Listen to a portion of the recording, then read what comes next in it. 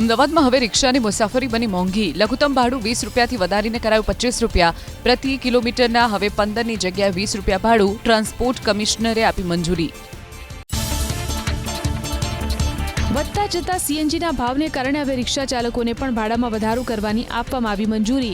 અમદાવાદ રિક્ષા ચાલક એસોસિએશનની ગાંધીનગર ખાતે transport commissioner કચેરીએ મળી હતી બેઠક, જેમાં રિક્ષા ચાલકોને ભાડામાં વધારો કરવાની અપાઈ છૂટ.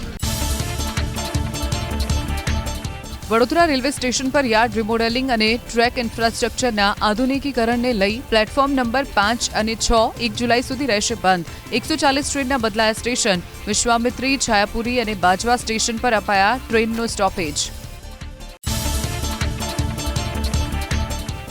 હવે એસટીની લોકલ બસોમાં કરી શકાશે ઓનલાઈન બુકિંગ. 100 કિલોમીટરથી વધુના પ્રવાસ માટે મળશે કન્ફર્મ સીટ. 2500થી વધુ બસ ટ્રીપોમાં મળશે ઓનલાઈન ટિકિટ બુકિંગની સુવિધા. તહેવારો, વેકેશનની સિઝનમાં ઘટશે સીટની અનિશ્ચિતતા. ગીરના સિંહોના મોતનું રહસ્ય હજુ અકબંધ. રિપોર્ટ જાહેર કરવા મુદ્દે સરકારનું મૌન.